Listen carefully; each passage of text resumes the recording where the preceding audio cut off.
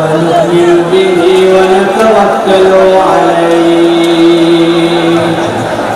ونعوذ بالله من شرور أنفسنا ومن سيئات أعمالنا من يهد الله فلا مضل له ومن يضلل فلا هادي له وأشهد أن لا إله إلا الله وحده لا شريك له وأشهد أن سيدنا وحبيبنا وطبيب قلوبنا محمد الذي أرسله بالحق بشيرا ونذيرا وداعيا إلى الله بإذنه وسراجا منيرا فقد قال الله سبحانه وتعالى في كلامه المجيد وفي قرآن الحميد أعوذ بالله من الشيطان الرجيم بسم الله الرحمن الرحيم أفحسبتم أنما خلقناكم عبثا أنما خلقناكم عبثا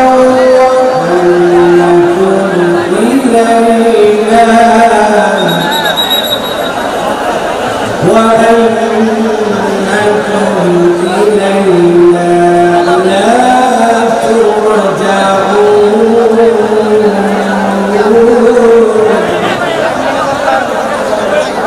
فتعالى الله الملك الحق لا إله إلا هو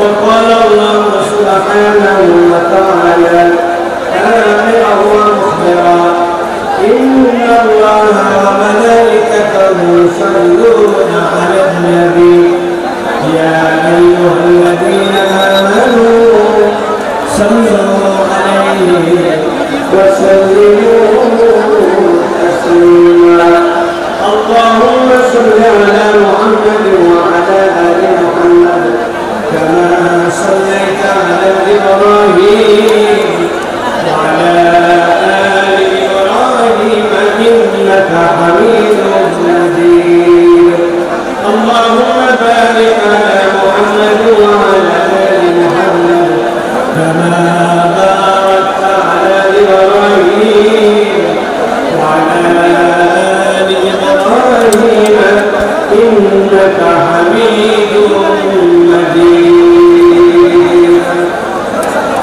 الحمد لله دائما مهمان مولا الله رب العالمين কাছে আমরা সর্বপ্রথম কালিমাতুল শুকর আদায় করছি হে আল্লাহ রাব্বুল আলামিন আমাদেরকে লক্ষ কোটি মানুষের মস্তকে আলাদা করে দৌলতে ঈমান দান করে আজকের এই কেকুয়ার ঐতিহাসিক ময়দানে ইয়াউমুল জুমআতে আল্লাহ রাব্বুল আলামিনের কাছে সহিদুল আইয়ামে আমাদেরকে জুমা পড়ার জন্য এবং আমাদেরকে কোরআন থেকে কথা শোনার জন্য আসার বসার তৌফিক যোগ্যতা সুস্থতা মন মানসিকতা পরিবেশ পরিস্থিতি দান করেছেন সে আল্লাহ রাব্বুল আলামিনের কাছে আমরা সর্বাগ্রে কালিমাতুল শুকর আদায় করি আনন্দ চিত্তে বুলন্দ আওয়াজে সকল কথাবার্তা বন্ধ করে দিয়ে আল্লাহকে খুশি করার জন্য সকলের সহস্বরে করছি আলহামদুলিল্লাহ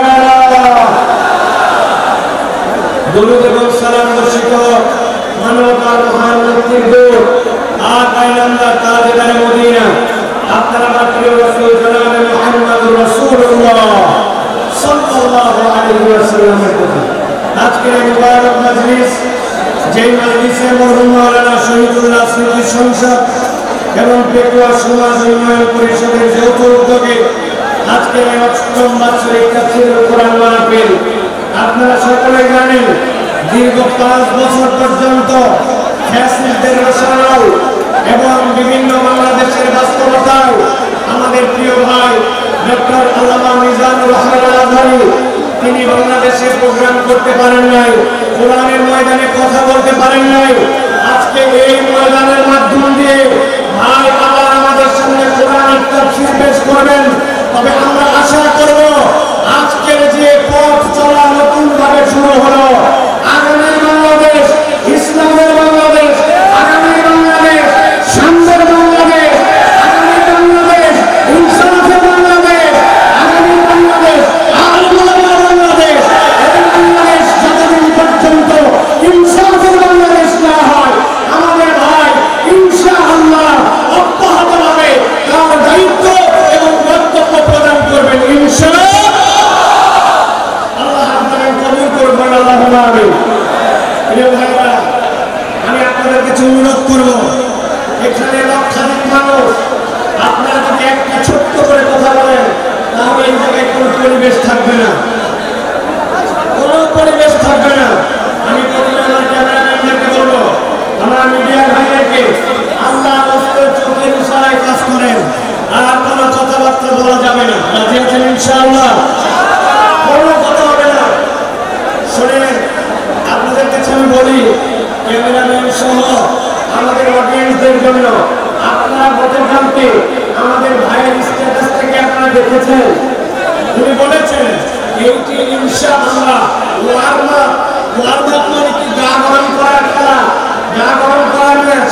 ভাই তার উপবাক্যে বুঝিয়েছেন আপনাদের বিহেভিয়ার, আপনাদের আচরণ, আপনাদের পরিবেশ, এইগুলা দেখে নেক্সটের প্রোগ্রামের জন্য আপনাদের কি করণীয় এবং আপনাদেরকে অ্যালাউ করা হবে কি হবে না এই সিদ্ধান্ত আসবে। সুতরাং আমরা এমন কিছু না করি যেটা আমাদের মাহফিলের সৌন্দর্য নষ্ট করে। আমরা সকলে সেই দিকে সচেতনভাবে খেয়াল রাখি। আমরা সকলে মিলে যদি একটা চমৎকার পরিবেশ উপহার দেই, তাহলে ইনশাআল্লাহ আমরা এটা প্রমাণ করতে পারবো যে কোরআনের ময়দানের জন্য, তাফসীরের ময়দানের জন্য বাংলার মাঠ প্রস্তুত আছে ইনশাআল্লাহ। প্রত্যেকটা জেলা, বিভাগ, বিভিন্ন জায়গায় আমরা প্রোগ্রাম করতে পারি, ঠিক কি না? এই আমাদের সহযোগিতা দরকার। আল্লাহ আমাদের সকলকে এই সহযোগিতার মানসিকতা নিয়ে কোরআনের পক্ষে কাজ করার মতো তৌফিক দান করেন, বলেন আল্লাহুম্মা আমিন। প্রিয় ভাইরা, জুমার পূর্বের সংক্ষিপ্ত অধিবেশনে আমি আপনাদের কাছে মূল্যবান একটি বিষয় থেকে সংক্ষিপ্ত কিছু কথা বলবো। প্রিয় ভাইরা, সময় অত্যন্ত সংক্ষিপ্ত কিন্তু বিষয়টি অত্যন্ত গভীর। আজকে আমরা এই সংক্ষিপ্ত সময়ে যে বিষয়টি নিয়ে কথা বলতে চাই সেটি হচ্ছে, মানুষ এই দুনিয়ার জীবন যখন শেষ করবে, দুনিয়ার জীবন শেষ করে মানুষ আল্লাহ রাব্বুল আলামিনের সামনে যাবে। যখন মানুষ আল্লাহ রাব্বুল আলামিনের সামনে যাবে এবং আল্লাহর কাছে তার আমলনামা উত্থিত হবে, দুনিয়ায় যেরকম ঘরে পর্দায় সকল মানুষ একসাথে থাকে, ওই দিন আল্লাহ রাব্বুল আলামিনের সামনে সব মানুষ একভাবে উঠবে না। হাসরের ময়দানে মানুষদেরকে আল্লাহ রাব্বুল আলামিন হিসাবের বেলায় 4 দলে বিভক্ত করবেন। হাসরের দিনে হিসাবের বেলায় মানুষ কয় দলে বিভক্ত হবে? সকলে কথা বলেন না, সকলকে একসাথে বলতে হবে। হাসরের দিনে বিচারের বেলায় মানুষ কয় ভাগে বিভক্ত হবে? সকলে হাত তুলে নিচে নামান। আমি যখন জিজ্ঞাসা করব, সব কথা বন্ধ, সব কথা বন্ধ করে আপনাকে এখন আলোচনার কথায় উত্তর দিতে হবে। হাসরের দিনে বিচারের বেলায় মানুষজন কয় দলে বিভক্ত হবে? 4 দলে। নবীর বলেকে শোনেন, আমরা সংক্ষিপ্ত সময়ে 4 দলের পরিচয় এবং কোন দল আল্লাহর কাছে সফল হিসেবে বিবেচিত হবে সেই দলে যেন আমাদের নাম অন্তর্ভুক্ত হয়, সেই কথা কয়েকটি শুনে আমরা ইনশাআল্লাহ আমাদের কথা শেষ করবো। আল্লাহ আমাদের আমলের নিয়তে কথাগুলি শুনে তৌফিক দান করেন, বলেন আল্লাহুম্মা আমিন। আল্লাহ রাব্বুল আলামিন কোরআনুল কারীমে সূরা মুমিনুন সূরা মুমিনের মধ্যে আল্লাহ রাব্বুল আলামিন কিয়ামত পর্যন্ত আগত মানুষদের জন্য বলেছেন দুনিয়ার ভালো করে খেয়াল করো। আল্লাহ বলেছেন আফা হাসিবতুম আন্নামা খালাকনাকুম আবাদা, তোমরা কি মনে করো নাকি তোমাদেরকে দুনিয়াতে অযথায় বিনা কারণে কোনো রকম আল্লাহ রাব্বুল আলামিনের উদ্দেশ্যহীন তোমাদেরকে সৃষ্টি করা হয়েছে নাকি? আল্লাহ বলেছেন না, দুনিয়ার মানুষ তোমাদেরকে বিনা কারণে উদ্দেশ্যহীনভাবে সৃষ্টি করা হয় নাই। সেরকম এইটাও তোমরা ভালো নাকি وأنكم إلينا لا ترجعون, আল্লাহর কাছে তোমাদেরকে বোঝায় ফেরত আসতে হবে না। আল্লাহ এর দ্বারা বোঝাতে চান বান্দা তোমাকে অযথায় সৃষ্টি করা হয় না, আবার আল্লাহর কাছে তোমাকে ফেরত অবশ্যই আসতে হবে। ঠিক না? দুনিয়ায় অনেক নাস্তিকেরা আছেন, নানান ধরনের ইসলামের বিপক্ষে কথা বলে, কোরআনের বিপক্ষে কথা বলে। আমরা মাঝে মাঝে বলি দুনিয়ায় কোরআনকে অস্বীকার করো, এরকম দুঃসাহস অনেকে দেখায়, অনেক কথা বলে, কিন্তু তাদের কাছে আমাদের চ্যালেঞ্জ পুরা কোরআন তোমাকে অস্বীকার করতে হবে না। তোমার যদি সাধ্য থাকে, আল্লাহ কোরআনুল কারীমের মধ্যে বলেছেন কুল্লু নাফসিন যায়িকাতুল মাউত, এই দুনিয়াতে যে জীবন নিয়ে এসেছে তাকে মৃত্যুবরণ করতে হবে, পুরা কোরআন অস্বীকার করতে হবে না। তোমার সাধ্য থাকলে 100-150 বছর বেঁচে দেখাও। দুনিয়ার মানুষ তার জীবন যদি তাকে মৃত্যুর স্বাদ প্রমাণ করতে হয়, তাহলে ওই মানুষ যেরকম কোরআনের একটা আয়াতকে অস্বীকার করতে পারে না, আল্লাহ বলছেন তুমি যত যতই না পাও না কেন প্রতিপক্ষে আল্লাহর বিধানে দাঁড়িয়ে যেতে পারবে না।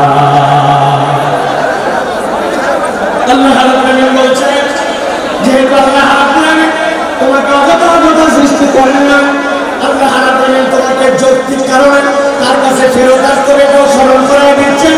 এবার আল্লাহ নিজের পরিচয় দিচ্ছেন, ফাতাআল্লাহুল মালিকুল হক লা ইলাহা ইল্লা হুয়া রাব্বুল আরশিল কারীম।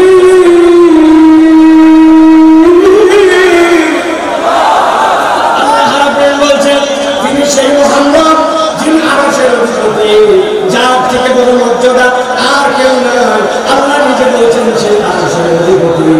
তোমাদেরকে বোঝাতে চান তোমাদেরকে অযথায় সৃষ্টি করা হয় না, আর আল্লাহর কাছে তোমাকে ফেরত আসতে হবে।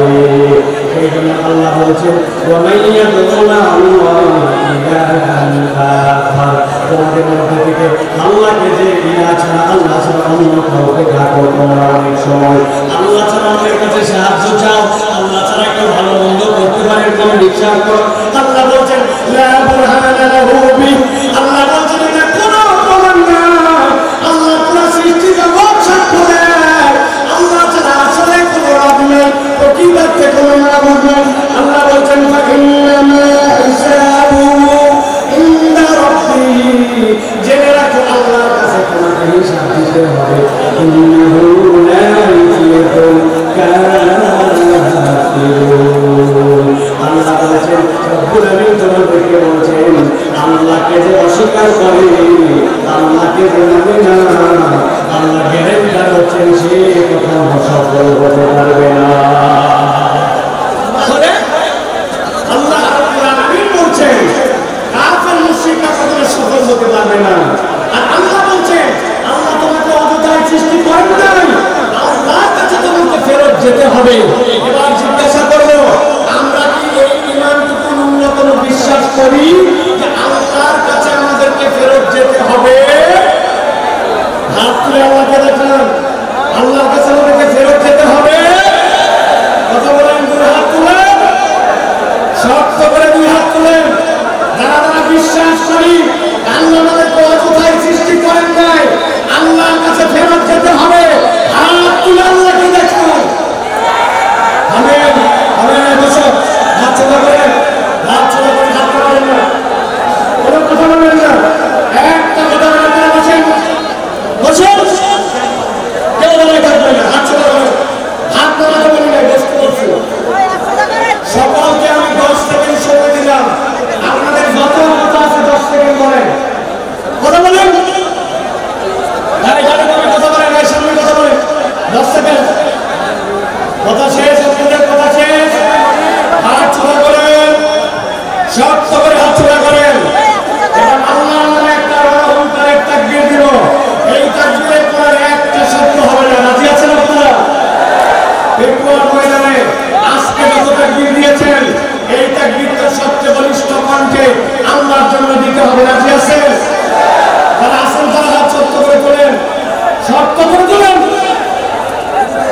বোঝা হয়েছে?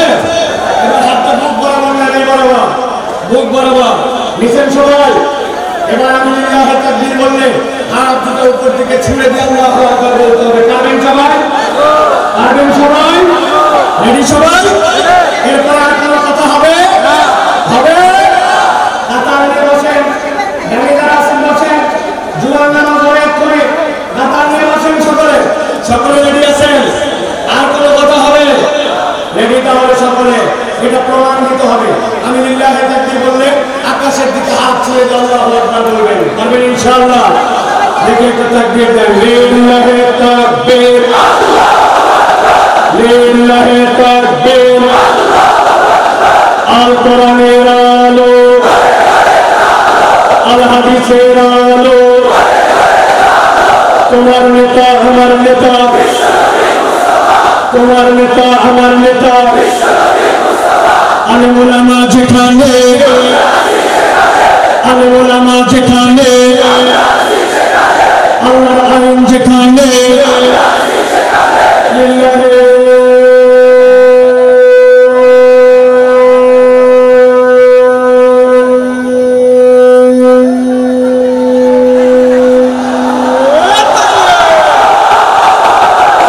আলহামদুলিল্লাহ। চুপ করে সবাই বসে পড়েন, আর কোনো কথা বলবেন না। বসেন সবাই, আর কোনো কথা নেই। প্রিয় ভাইরা,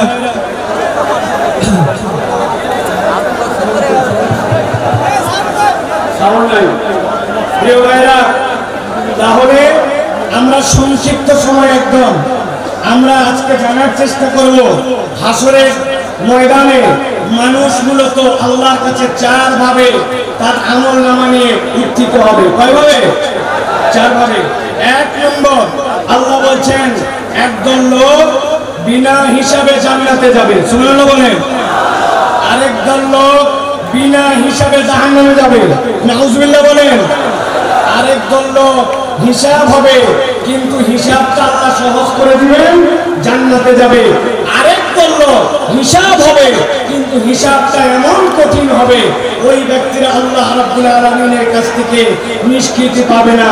এই চার দলের মধ্যে সবচেয়ে সহজ দল হবে তারা, যেই মানুষগুলা আল্লাহ রাব্বুল আলামিনের কাছে গুনাহ থাকবে, অপরাধ থাকবে, কিন্তু আল্লাহ রাব্বুল আলামিন তাদেরকে ক্ষমা করে দিয়া বিনা হিসাবে জান্নাতে পাঠাবেন।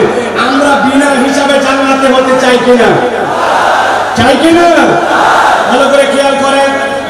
আল্লাহ রাব্বুল আলামিন বলছেন একদল লোক আল্লাহ রাব্বুল আলামিনের সামনে গুনাহ থাকবে, কিন্তু আল্লাহর কাছে আশাবাদী, ওই মানুষগুলো আল্লাহর কাছে তওবা করেছে।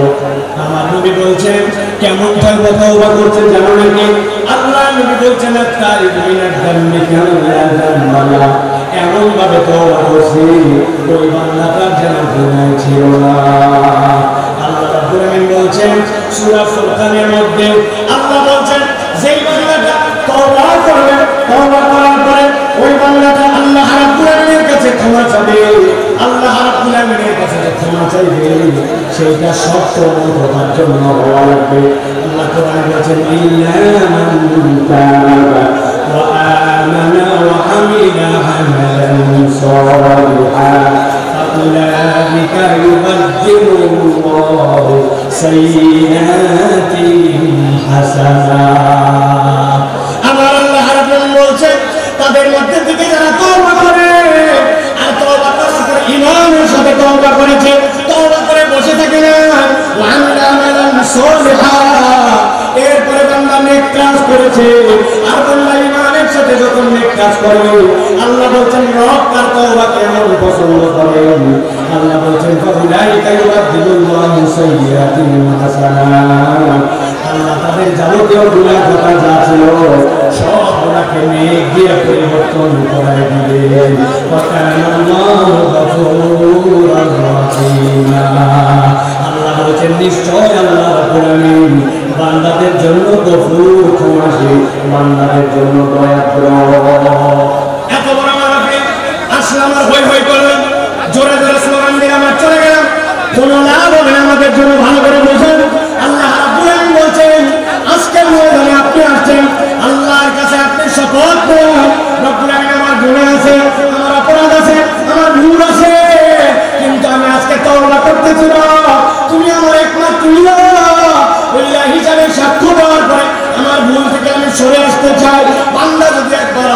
ইলাহ হিসেবে গ্রহণ করে আর গ্রহণ করার পরে আল্লাহর কাছে তওবা করে রব্বুল আমিন বান্দাকে মাফ করে দিবে।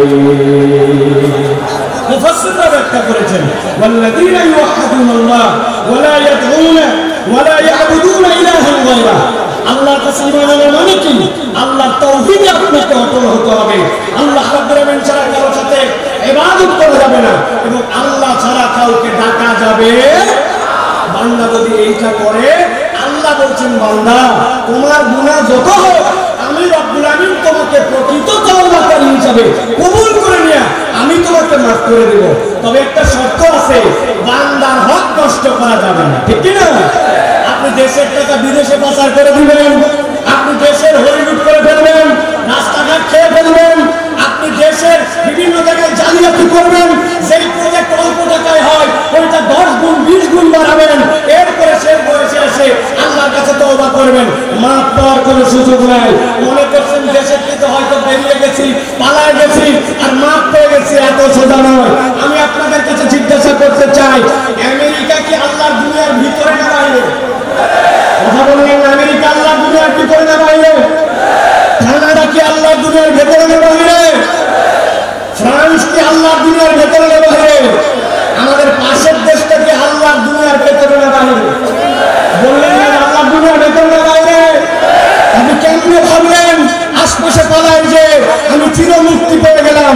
আমি আমার ভাষায় বলি, ফুটবল খেলা মাঝে মাঝে শুরু হয় সেন্টার থেকে বল নিয়ে খেলতে খেলতে এপা ওপা করে ডিয়ের মধ্যে যায়, ডিয়ের মধ্যে থেকে এরপরে গোল দিতে কিক করে। আপনার কেবল মাত্র দৌড়ানি শুরু হচ্ছে, এখনো বহু দৌড়ানি বাকি আছে। আল্লাহ ধরা সবচেয়ে বড় ধরা, আল্লাহ ধরে না কিন্তু ধরলে আল্লাহ ছাড়ে না, ঠিক কিনা? এই জন্য প্রিয় ভাইয়েরা আমাদেরকে স্লোগান দিও না তোমরা। কথা শোনেন প্রিয় ভাইরা, এই কথা বলার উদ্দেশ্য আল্লাহর কাছে ক্ষমা নিয়ে আমাদেরকে বিনা হিসাবে জান্নাতি হওয়ার জন্য চেষ্টা করতে হবে। এটা একটা দল কয়টা বলছি? 4টা। চলেন এবার 2 নম্বর দল।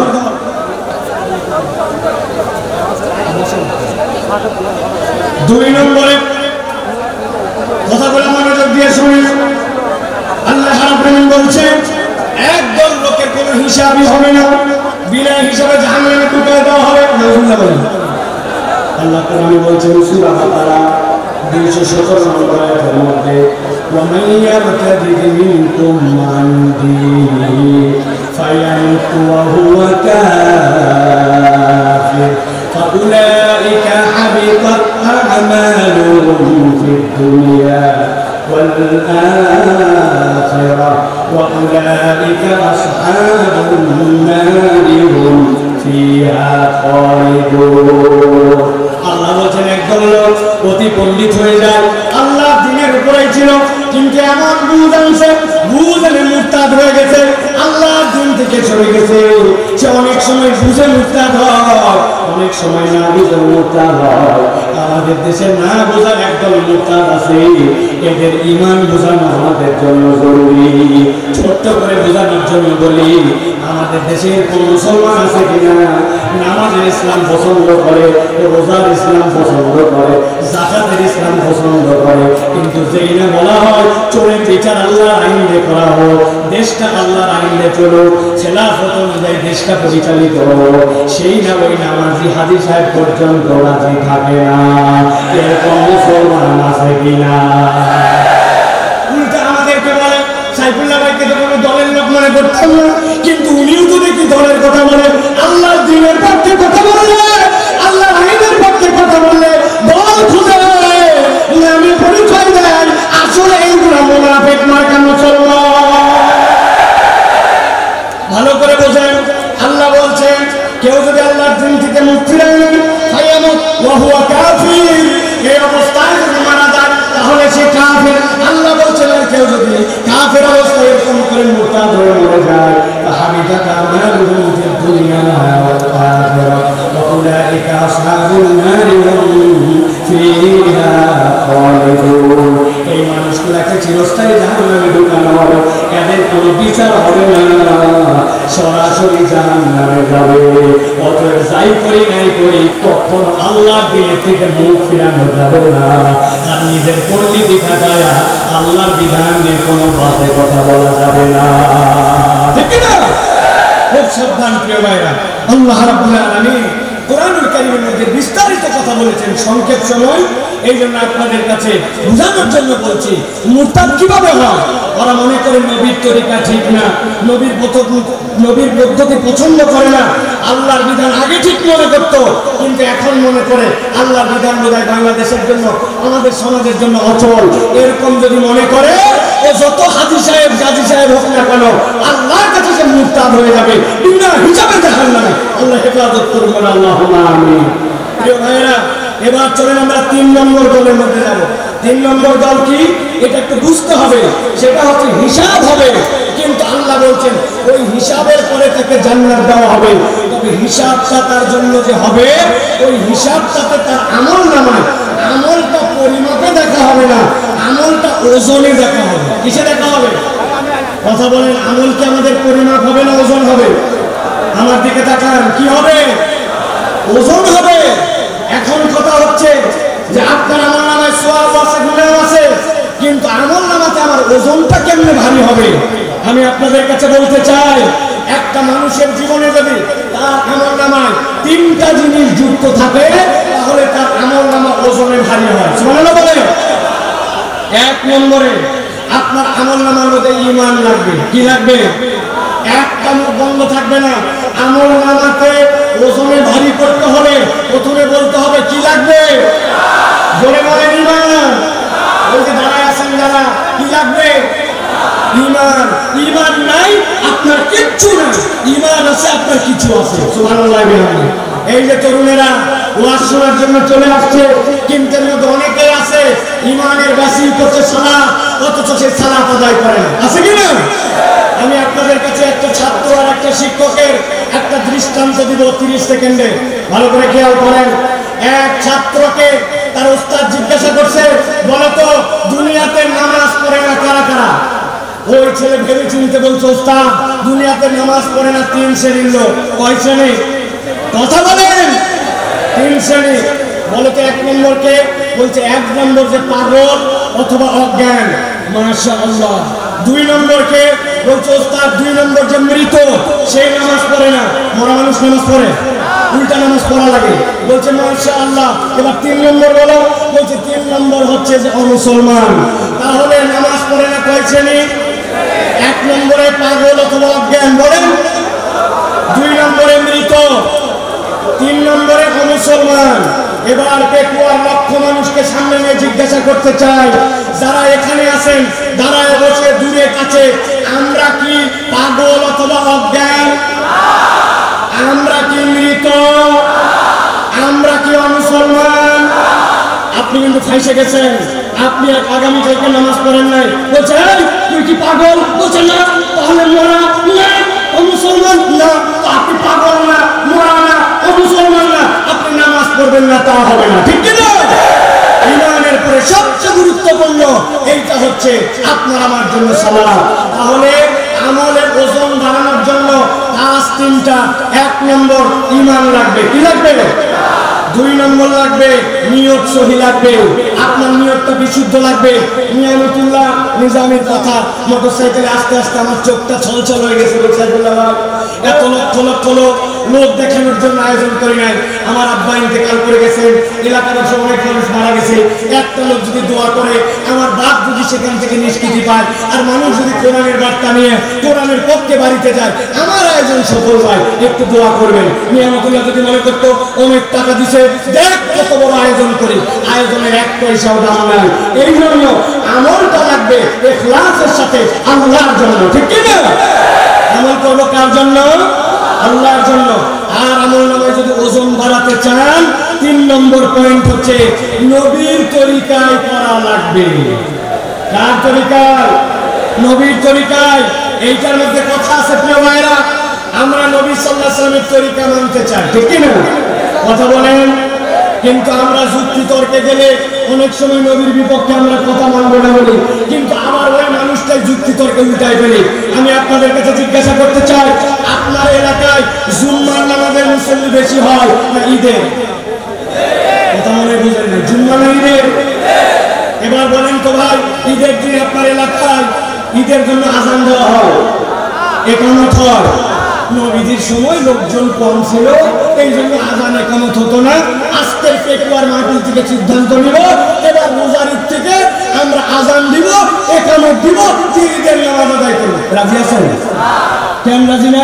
আজান একামত খারাপ নাকি? বলবেন হুজুর আলটা পাল্টা কথা বলেন না, নবী যা করে নাই আমরা তা করবো কেন? আচ্ছা ঠিক আছে, দেওয়ার দিন। এবারে কাজকে একটা আমল আমরা করলে কেমন হয়?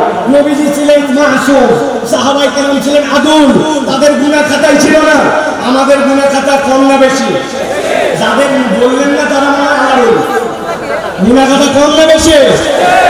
আজকে আমরা নবীজির সময় জুমার নামাজে 2টা করে সিজদা হতো। জিজ্ঞাসা করবো সিজদা দেওয়া ভালো কাজ না খারাপ কাজ? ভালো কাজ। তো আমরা ভালো কাজের জন্য আজকের জুমায় আমরা 4টা করে প্রত্যেক রাকাতে সিজদা দিব। কারা কারা রাজি আছেন? আপনারা জুমায় 4টা সিজদা দিবেন? কারা কারা রাজি আছেন? আছেন কে? বলে হুজুর আলগা কথা বলেন না, জুমার নামাজ নবীর ওখান থেকে সিলেক্ট করা। আমি বুঝানোর জন্য বললাম, যেই লোক জুমার নামাজের সিজদা ভালো কাজ, তাও 4টা দিবে না, ঈদের নামাজের আযান দিবে না, একামত দিবে না, ওই মানুষকে যদি বলা হয় এটা নবী করে নাই, এটা বিদআত, এটা ছেড়ে দেন, তখন বলবে আমার দাদা কি বুঝতো না, আমার বাপ কি বুঝে নাই, আমার আগের ইমাম সাহেব কি জানে নাই। এই কথা বলে বলে নবীর তরিকার থেকে নিজেকে সরায়। আপনি আপনার আমল নামায় যদি ওজনে বাড়াতে চান, ভুলে আছে কিন্তু ওজনে বাড়াতে চান, ঈমান লাগবে, ইখলাস লাগবে, নবীর তরিকায় আমল হওয়া লাগবে। নবীর তরিকায় আমল নাই, আল্লাহর কাছে তার 1 পয়সাও দাম নাই। কথা পরিষ্কার? আল্লাহ রাব্বুল আলামিন আমাদেরকে বোঝার তৌফিক দান করেন। আল্লাহ রাব্বুল আলামিন আমাদেরকে রাসূলুল্লাহ সাল্লাল্লাহু আলাইহি ওয়াসাল্লামের পথ পদ্ধতি মেনে নিয়ে চলার তৌফিক দান করেন। 30 সেকেন্ড একটা উদাহরণ দিয়ে রাখি। মাছ কিনতে যান বাজারে, 1000 টাকা কেজি ইলিশ মাছ, গাগর মাছ ভিজায় রাখছে পানির মধ্যে। আপনি বলছেন পানি ফেলায় দিবি, পানি অনেক ফেলায়, কিন্তু ফেলানোর পরেও 1 কেজি মাছের মধ্যে 20 গ্রাম পানি থেকে যায়। 1000 টাকা কেজিতে 20 গ্রাম পানিও বিক্রি হয়ে যায়, ঠিক কি না? আমাদের গুনাহ থাকবে, অপরাধ থাকবে, কিন্তু ঈমান যদি থাকে, ইখলাস যদি থাকে, নবীর তরিকায় ইবাদত থাকে, তাহলে ওই পানি যেরকম বিক্রি হয়ে যায়, আমাদের গুনাহগুলো আল্লাহ রাব্বুল আলামিন মিটাই দিবেন। এই হিসাব হয়তো হবে, কিন্তু আল্লাহ আমাদেরকে জান্নাতের ফয়সালা করে দিবেন। অতএব আমাদেরকে সব সময় বিনা হিসাবে অথবা হিসাব হলেও বুঝে সুঝে আল্লাহর কাছে যাওয়ার জন্য চেষ্টা করতে হবে। আল্লাহ যেন আমাদেরকে আল্লাহর কাছে তার প্রিয় পাত্র হিসাবে ওঠার তৌফিক দান করেন। বলেন আল্লাহুম্মা আমিন। হাযা মা ইনদি ওয়াল ইলমু ইনদাল্লাহ। সুবহানাকা আল্লাহুম্মা ওয়া বিহামদিকা আশহাদু আন লা ইলাহা ইল্লা আনতা আস্তাগফিরুকা ওয়া আতুবু ইলাইক। ওয়াসসালামু আলাইকুম ওয়া রাহমাতুল্লাহি ওয়া বারাকাতুহু।